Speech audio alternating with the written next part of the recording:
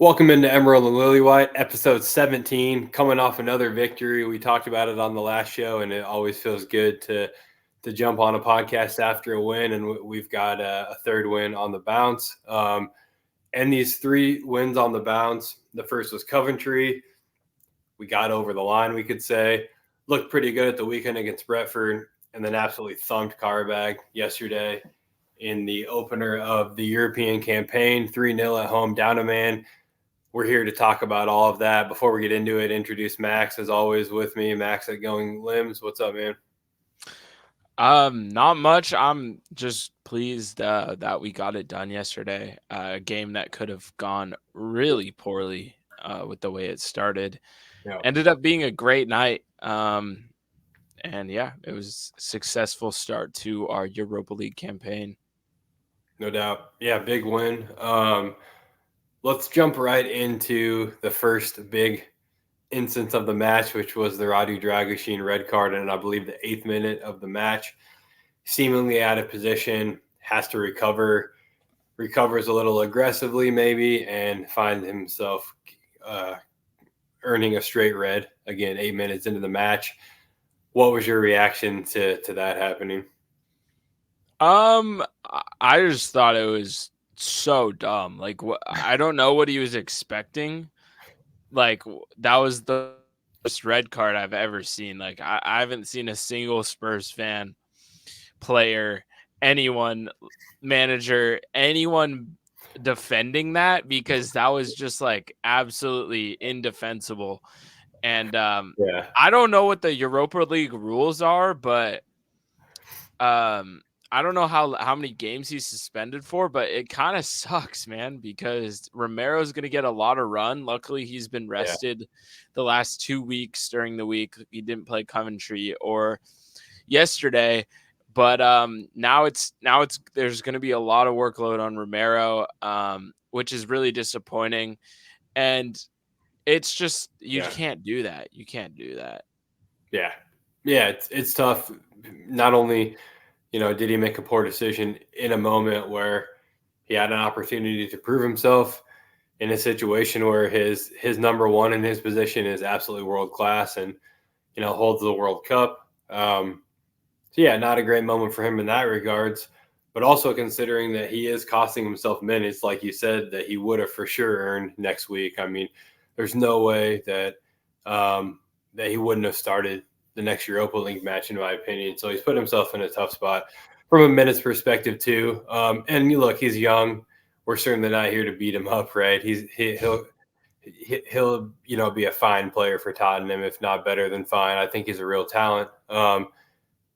And he did something that a lot of players do when they're in their early 20s and are just betting into the highest level of football. So he'll be fine. But yeah, just super not ideal.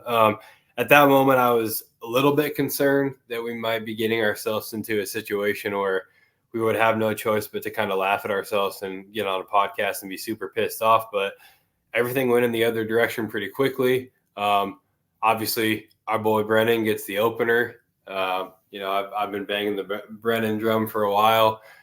Wonderful finish again, seemingly the same goal that we've seen a couple times from him as of late, right? So he's finding himself in really good positions. But talk to me about what you saw overall, not only that goal, right? But just in general, what you saw of the play that allowed us to put ourselves in a position to do that before we get into the lineups. Yeah, absolutely.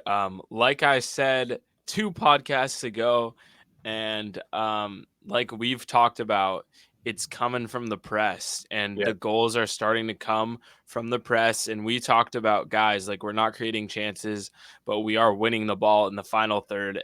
And once we start converting these chances, we're going to be really dangerous. Seeing it 2 games in a row, Sar, that's where he's really helpful in a game where we are down a man. That's who you want out on the pitch. He can run his ass.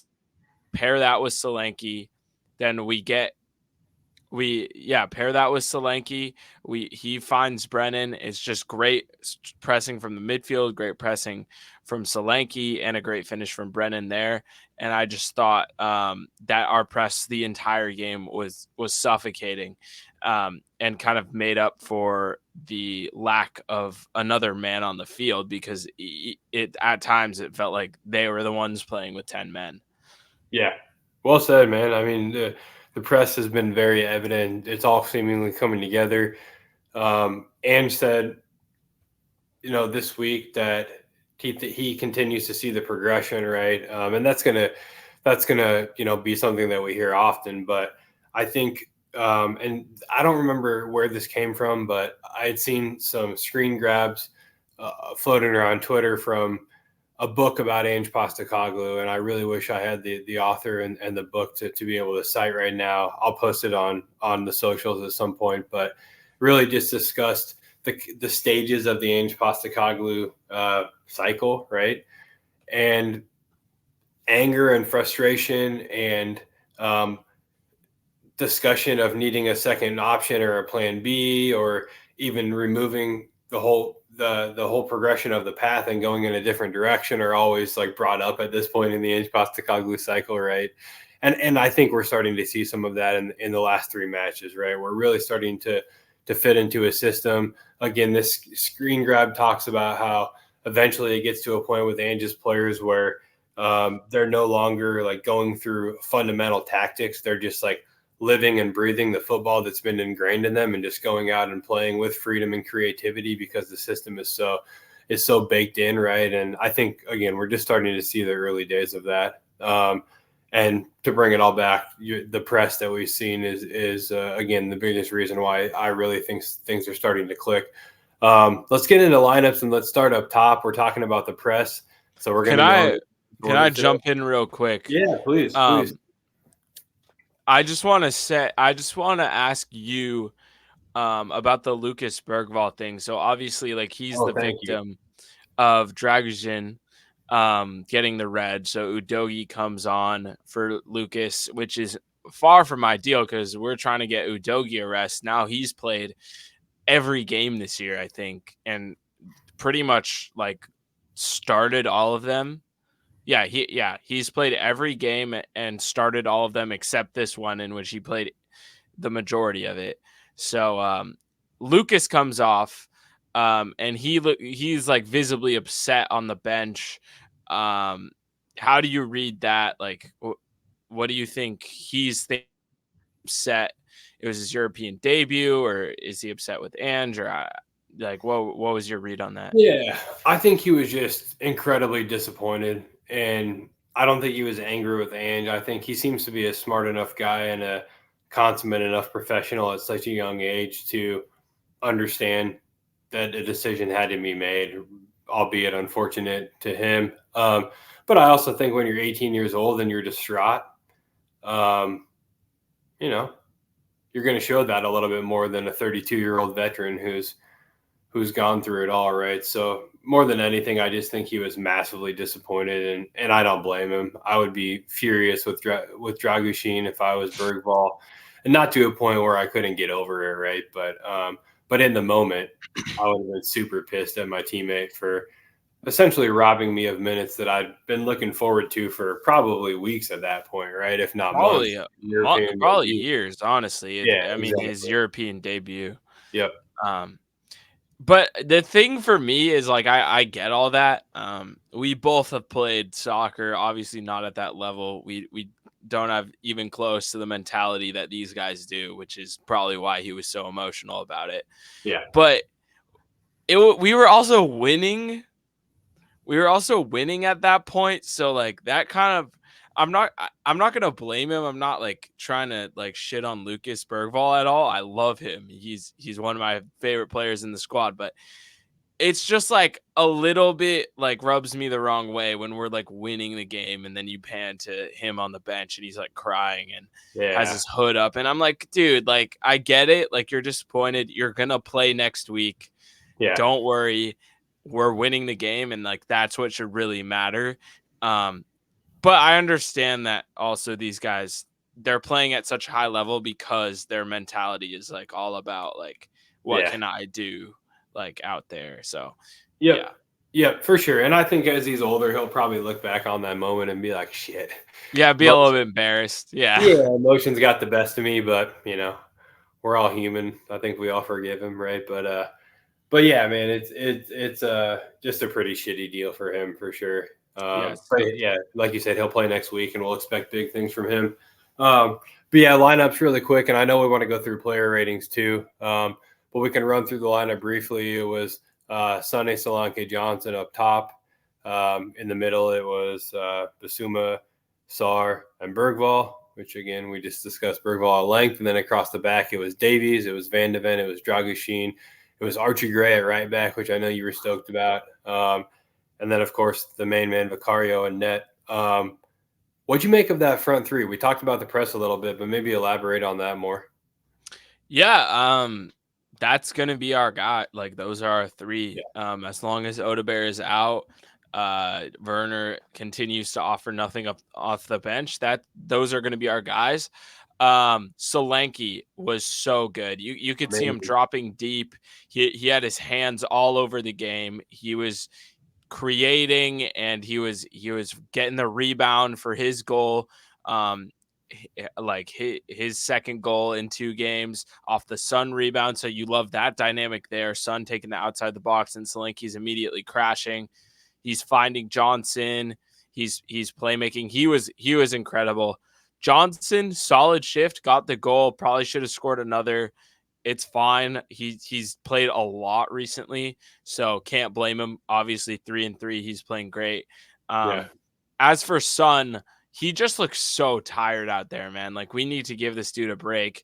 yep, Comes off with like an injury at the end. I don't think he's actually hurt or like seriously injured. I think it was just more fatigue and kind of picking up a knock there. Um, 100%. but we look at it and it's like we can't play the system where Sun is more inverted when Madison isn't on the pitch. So I think in turn it makes Sun a lot less effective. But we did see on the third goal, like him getting a little bit more inside, trying to cut in and do that signature finish, which I liked. Um, I didn't think he played bad by any means. It's just like it's obvious he's not a touchline winger. But that's our front three. I expect that to be our front three this weekend and for the foreseeable future. So hopefully we can get Mikey Moore rotating in there a bit more. But those are our three for now, and I'd say they're all playing really well. Yep. Yeah, completely agree with everything you said. And I'll just elaborate on Solanke. Fantastic. Just an incredible performance and looks to be the exact fit for the system that we're looking to play. So, yeah, I'm super happy for Big Dom. In the midfield, we don't need to talk about Bergval much. We've already had that discussion. I think he looked just pretty standard up until the time he went off, but not enough time to have much of an opinion. What'd you make of Sar? Yeah, no, his best performance this season. Honestly was kind of a bit disappointed when I saw him in the starting lineup because I really wanted us to get like Kulu in there or something. Pair with Bergval, really put this game to bed, sub him off at halftime. The whole deal. But Sar, hey, that's the perfect game for him. Down a man, like I said before. He runs like hell. He was able to grab a goal as well. And I think it was his best game in terms of like progressing the ball and creating more chances for our wingers. I think in the Prem, he was a little bit more hesitant at times, kind of sideways back pass, not as much creativity as we've seen in the past. So it was great to see him get minutes and really make the most of them. Should expect to see him a lot more in this competition. So, an exciting start to his European campaign.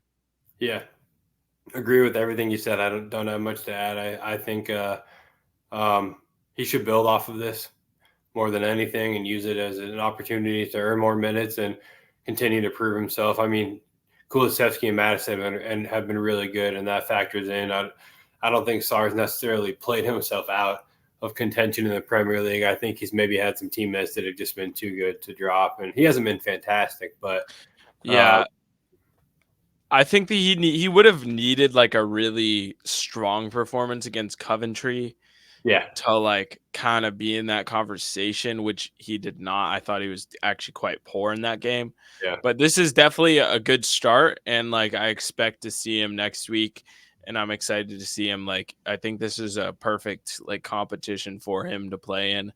Um, just gaining like more experience against different opposition, and yeah, obviously Matters and Kulu are too good right now. So Yep. yeah. No. Yeah, no doubt. Basuma thought he looked good in this match. Thought Bentaker looked really good against Brentford. So I think Basuma needs to continue to put in good performances, but we may be getting a little bit of a competition for that number 6, which feels good because I think we were struggling there for a little while. Yeah, no. The number 6, something that I think Chang, Steve, both highlighted. Maybe did you mention that? I remember when we were going through our preseason stuff, like what position is of need, and a lot of us highlighted the 6. It's clear that that isn't the case anymore. We got 2 really good Agreed. 6s. I think they definitely showed that against Brentford. Bentancur was fantastic. Basuma comes in, instantly impacts the game. He was also really good. Um, in this game, he was good, but it's still the thing where he lacks that consistency to and that focus to like hold it throughout a 90-minute shift, right? Um, Mm-hmm. I think he got caught in possession a couple times, a little bit lazy. Um, he obviously conceded the penalty, which, Yeah. was it a pen? Whatever. I don't really care. I thought it was a fine tackle, but I don't think it was his best. Like, I think it was probably one of his worst performances this year, but obviously coming off the injury, great to see him getting minutes. I expect to see him this weekend, probably off the bench, but no, exciting. Like these, like Bentancur and Basuma, love it. Like, I love that we got competition there. Yeah, I completely agree, and I do think Bentaker is the clear number 1 right now. But Basuma will definitely put himself in a position at some So, point to be able to do we compete. know about the ban for Bentancur? Because hands up, I don't know anything about it, and I've been No, hearing about it. Yeah, yeah, I just know that it's in progress, and that's about all I can tell you. And that a ruling will be coming at some point. If Bentaker is out for, at worst, like the 12 matches that we've seen thrown around or whatever it is, that I heard 8 was like I heard it was 8 eight, tops. that's Yeah, still, yeah, that's a lot. That's a lot of games.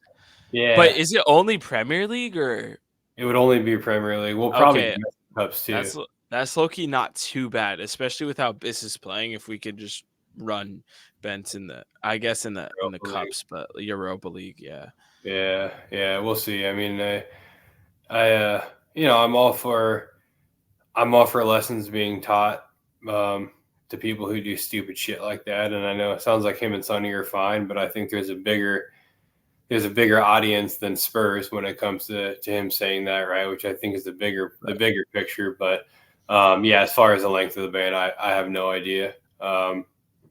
But we'll Yeah, hopefully, the Premier League, like with like how they discipline players at this point is just I don't know. Like obviously, I think he deserves to be disciplined. I would be like perfectly fine with him getting like 2 to 4 matches. yeah, 8 seems pretty excessive.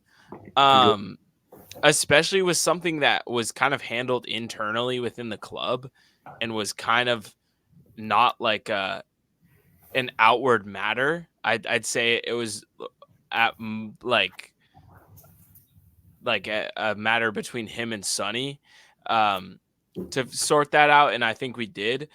Um, but then you've got players like Thomas Partey, like starting week in, week out, like who should be in jail Yeah. for their crimes, and it's just fucking insane. Honestly, it's insane that this is happening, but that's just the world we live in, and that's, I guess, what the Premier League is prioritizing. Yeah, and then you look at Enzo Fernandez, Yep. and there's no discussion around what his ban's going to be for the video that we saw posted. I think, and this was discussed in another conversation I was in on another podcast a couple of weeks ago, but I think there maybe is the idea that the club should have just handled it internally as far as some sort of That's kind of what I think too. Yeah. yeah. And I think if that would have happened, we may be not seeing this from the Premier League. So I mean, who knows, right? But I think Tottenham could have maybe done a little bit more too, and I think that could factor into this. Yeah, and I know, like, I'm a Red Sox fan. I don't know if you guys are familiar with Jaron Duran at all, but like, he's a Red Sox player. Like, we had some controversy this season. He said like a homophobic slur that was caught on camera during a game, and it was not action taken by the MLB. It was action taken by the Red Sox. They suspended him 3 games. The MLB didn't take any action after that. I feel like if Spurs were just like, first couple games of the season, look, Bence, you're not playing. Like, we got to address this issue. That was not okay. Talk it out with Sonny, but you also have to have a punishment. Then we probably wouldn't even be talking about this right now. So, Yeah, kind of just lazy on Spurs side. It felt pretty obvious in the moment, and I just don't really understand what we were doing there. So, yeah. yeah, yeah, yeah. Well said. All right, moving on to the back line. I thought Archie Gray was fantastic. I So thought he good. had a really, really good performance and looked mature beyond his years, without a doubt. Especially on the ball, actually all over the pitch, in defense as well. He was fantastic. Um, Dragoshin obviously didn't get much time for us to talk much about his performance. We've talked about that. I thought Mickey Van de Ven looked good for sure. I thought he really carried the weight of a back line that was somewhat rotated and just performed at an absolute high level that we see from him week in, week out at this point. Obviously, Ben Davies started at left back, shifted to center back when Udogie came on after the Dragoshin situation. But what'd you make of Ben Davies? I thought he was all right. Kind of got caught up in possession a couple times. Didn't look as sharp as he did against Coventry, but naturally playing with 10 men, he wasn't expecting to have to play center back at all in this game. So adjusting on the fly, not like a bad performance by any means. I've seen better from him, and I'm happy with him as depth there. Yep. Yeah, no doubt. And then Udogie, he came on for the Dragoshin red card in place of Bergvall. Obviously, thought he had a good match too. I think Udogie's starting to settle into the season a little bit. Yeah, I thought he played well. Definitely a good performance from Udogie. Definitely starting to settle in. He's been more consistently good. I'm still waiting for the game where it's like, oh, like Udogie, like this is one of the best left backs in the league. Could be this weekend, which would be awesome. Yeah, we'll see. I think he'll start. I think he'll continue to get to cement himself as that starting left back, and he already has, right? But I think there's been questions asked, and I think he's answering those questions, and will continue to. A lot of minutes, though. I think that has to be considered, right? And that's obviously why he didn't start. So we'll have to pay close attention to that. Poro will be ready to go, obviously, and I don't think Archie Gray will start by any means. He just played a full 90, but Well, he's always around too. would you consider like Spence or someone just to get I love Udogie that. like a bit of a rest? Yeah, Yeah, I think Spence is a great option at left back. I assume Pedro Porro starts at right back. It's a big match, obviously, at Old it Trafford, which we're is. It is. That's here the in a thing. second. Yeah, But yeah, we'll see. And then Mr. Vicario, thought he was fantastic so yesterday. good. He showed his shot stopping ability that I think really carries the weight of his performances, right? But what'd you make of Vicario? He was great. Shot stopping was great. I remember first half came off his line really nicely on a play to make a slide tackle, which was awesome.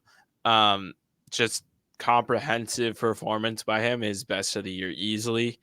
And you love to see that after a shaky last couple games from him. Yep. Yeah, well said. Even wore the armband for a little bit, so I was really He happy did. for Vicario. Just a leader, as everybody talks about, and regardless of the armband or not, right? He's a real leader on the pitch, and got a lot of respect for Vicario. Oh, excuse me. So how are the armband rankings shaking out right now? It's obviously Sonny Yep. and then it's Romero, right? He's second. I think Or so, is it but Madison? I think I've seen Madison maybe take the armband from Sonny before I've seen Romero take the I armband from just feel Sonny. like I've seen Romero wear it way more than Madison. I don't know. I could be Yeah, wrong. that's an interesting question. Who's 2 or 3? I mean, Vicario is clearly 4. Is it not Ben Davies? I swear he like captained us multiple games. Interesting. I mean, he's captained us for sure before. Yeah, Uh, yeah. I swear he captained us against Coventry, but obviously Vicario wasn't on the pitch. But I don't know. oh, It's one of those two. But interesting. was he on the pitch when Vicario got it? Because then it's Vicario. Wait, no, because Fraser Forster played in that match. No, no, that's what I'm saying. Oh, But like, oh, was Davies on the pitch last night? He played the whole game, right? yes. Okay, so then Vicario 4, Davies 5. Yeah, I feel like Kulusevski's got to be 6, right? yeah, If it comes probably, down to it. probably. I mean, I doubt it gets that far, but he carries himself like a captain. I know some people Yeah. had mentioned that today. Yeah, but Vicario's fantastic. Super happy for him. I know you got ratings. I'm gonna let you run with the ratings, man. But however you want to start, tell the listeners what you got. Yeah, before I get that, has Bentancur ever captained it? Why do I feel like one time he had it on? That could be totally wrong. I think he has actually. I do believe that he has, and now I'm curious. Pull out the old Google machine. Um, yeah, I'm not quite sure. Yes, he has.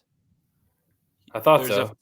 there's a photo of him wearing the armband last year against Burnley in the cup. There you go. That would make sense in a domestic cup, right? Yep. And that's So probably when he was coming back from injury, I would yeah. think too. All right, yeah, I'll get into the ratings. I got Vicario at a 9. I thought he was really good.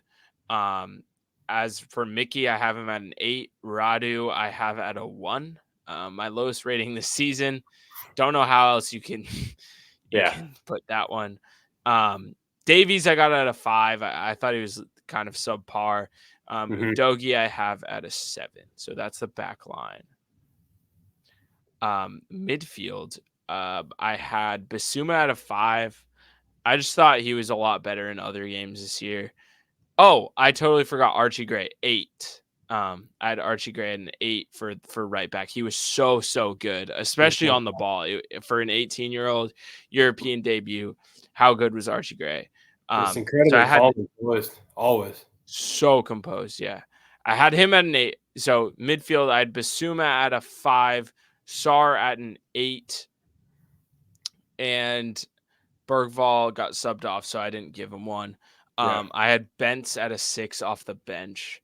Um, and now getting into the attack, I had Solanke at a 9. That's my vote for man of the match. Yeah. I had Sonny at a 7. I'll give him the pseudo assist on the Solanke goal. I had Johnson at an 8 for another nice goal. And then off the bench, I had Werner at a 5 and Kulusevski at a 7. Thought he was really good too. Yeah, I don't love it. I don't have anything to even push back on or disagree with. I think those are all solid ratings. I maybe thought Basuma played a little bit better than you did, but not by some crazy margin or gap or anything like that. So yeah, all fair ratings, and I agree with you on Solanke as man of the match. I know it's better for the listener when there's disagreement, but Solanke was fantastic, and I think made that a pretty easy decision for probably all people. Not only Yeah. the goal, but as we talked about earlier, the way that he runs the press. I mean, we're a different machine up top now that he's firing, and more than anything, he's settled into the system and understands what's being asked of him, right? And he's got the legs for it. So yeah, he's been fantastic. Let's look ahead to United then. Super big game on the weekend, Sunday morning.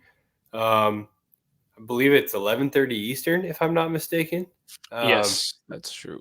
Yeah, so the listeners and us will maybe get to sleep in a little bit, or what it is. We don't always get afforded that luxury, especially on the West Coast, right? So 8:30 a.m., pretty much lunchtime for a Yeah. West Coast Spurs fan. So we'll certainly enjoy that. I'm sure there will be beers flowing and full English breakfast on the table somewhere. Yeah, big one, big one, big one.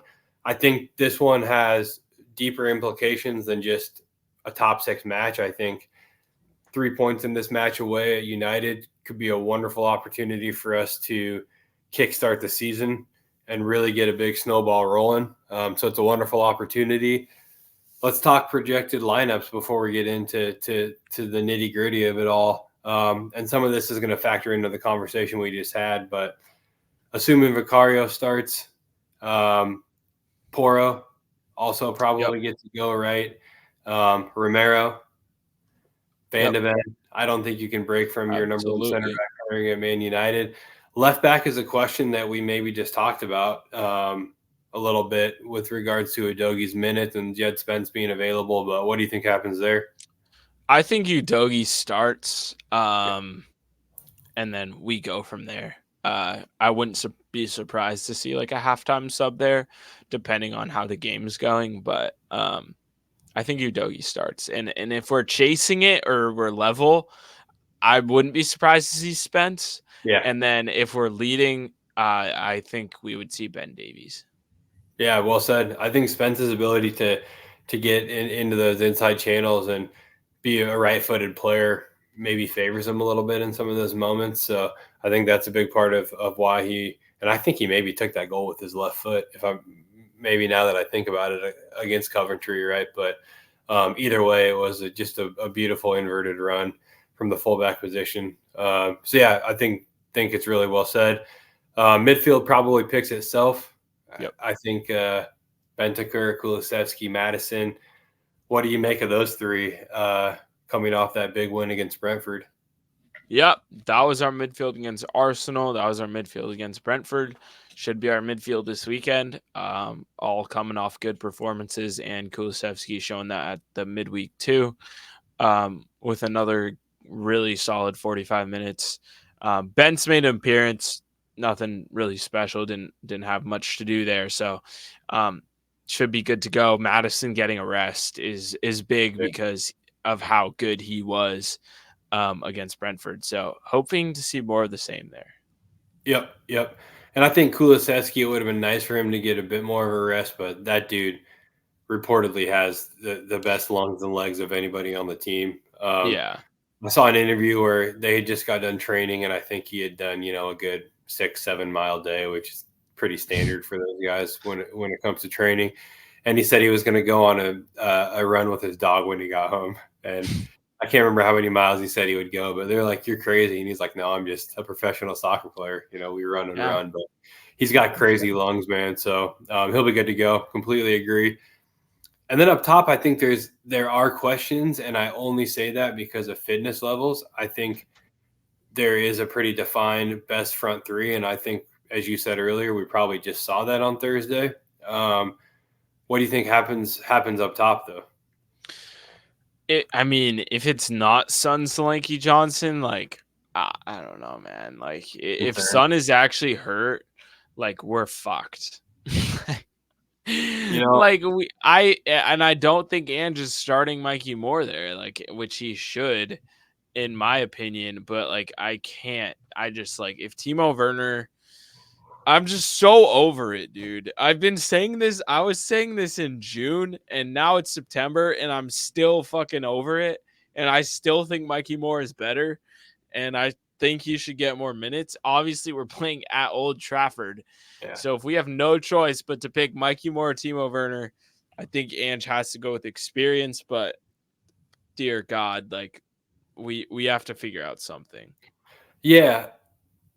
I'd love to see Mikey Moore start. I think it'd be an opportunity to show what you're made of, what's that deep down there. And I'm not even talking about performance wise. I mean, if you can start Mikey Moore in a match like that and he can show confidence and willingness to get on the ball even away at Old Trafford, it's maybe something to build off of. But at the same time, it's a massive risk. We all talk about how putting players in the wrong situation can damage their progression, right? If you're not careful. So I think Mikey Moore is ready, but if Sonny can't go, that'd be my preference. But I think it would be Timo Werner. I think Ange would go with more of a pragmatic option, you could say. But we'll just have to hope for Sonny. It's just worse option. Like that's what it is. I don't know. like the flashes that Mikey Moore showed yesterday, like where it was he was just so obviously better than him, technically, Yeah. especially. Yeah. And he may not be as quick or as physically like mature right now, but like, dude, he's 17 and he's clearly better. And Yeah. and I see fans on Twitter like talking about like, oh, we've never had this much pressure on an academy player like to play right now and like be contributing right now and do well right now. And like, I don't care, dude. Like, he deserves that. Like, he's the Yeah. best He's academy great. prospect we've had since Harry Kane. And he's definitely the most hyped up academy prospect probably of this century for Tottenham.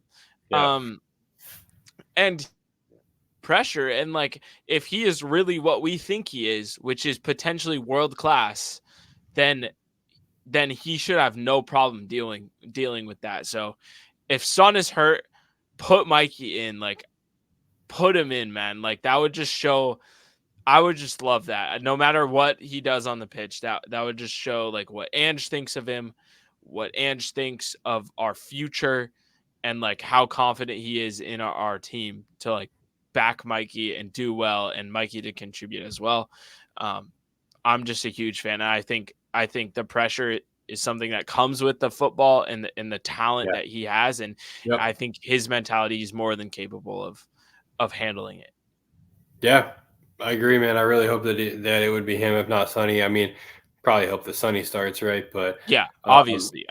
yeah, yeah, for sure. But I think Mikey Moore is a wonderful option if Sonny can't go.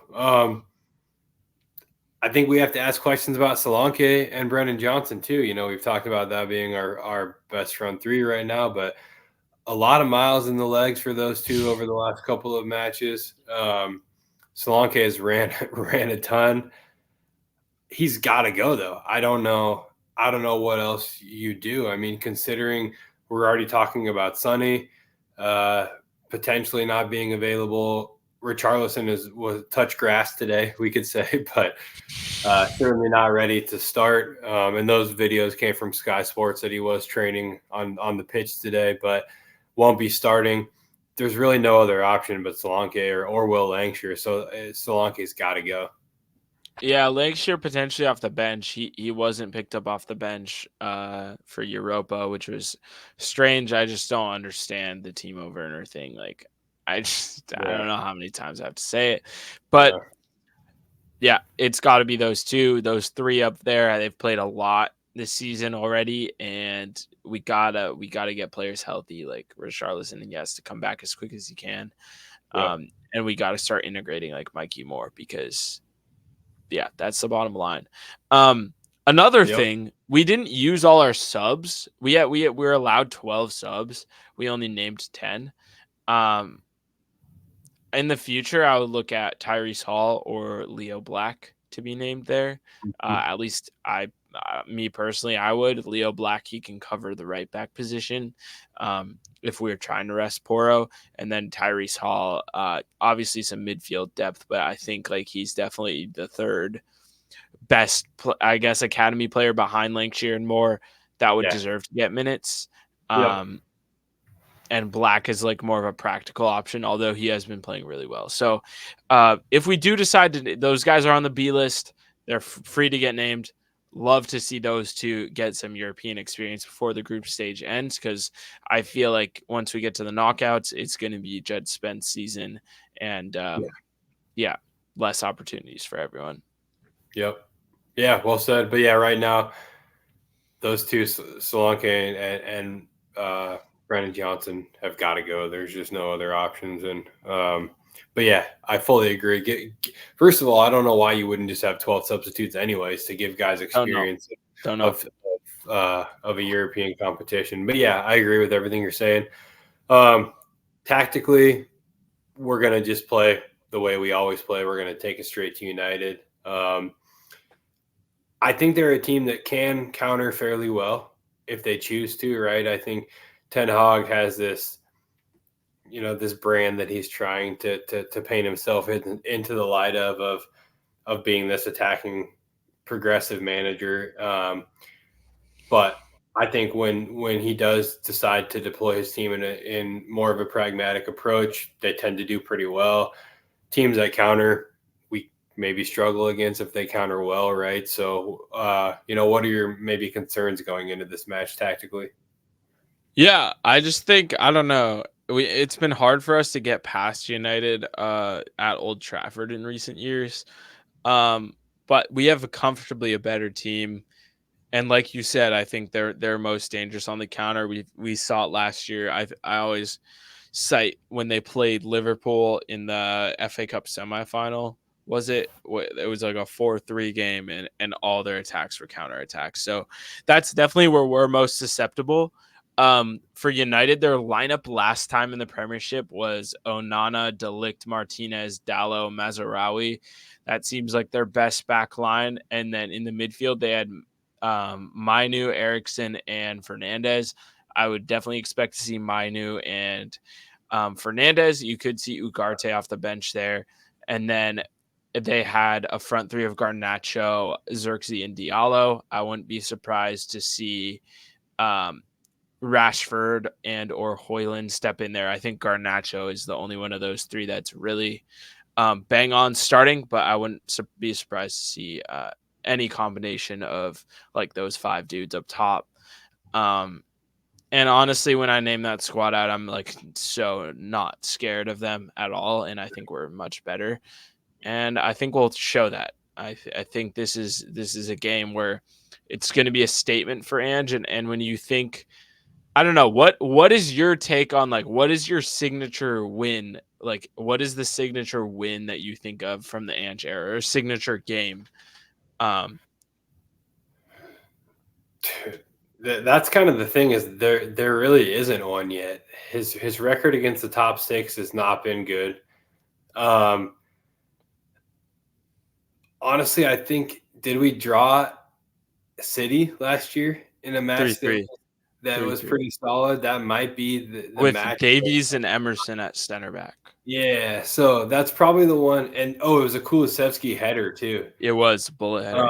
That's Spot right. on. Yeah, that's like the performance that comes to mind for me, which isn't a terribly positive thing. So yeah, it's time for something to stick memory to, and this weekend's a good opportunity for that. That game had Ben Davies and Emerson at center back. It had Brian Hill starting on the left wing and Giovanni Lo Celso at the 10. And Lo Celso ended up scoring. And we drew City 3-3 away. So for all the Arsenal fans out there that are Yeah. terrified to get out of their own box, that's what happens when you play for Tottenham. We attack. But for me, it's like that 2-0 at United, the second game of Ange's tenure, or the 2-0 Oh, that's a home good for one. United. I Yeah, think about that one and I'm like, that was a big one. And then you get that's a good further point. past that and it gets a little iffy. It's like the draw away to Arsenal, the draw away to Mhm. City. It's like these are draws. And then it's like the 4-0 to Villa that didn't end up mattering.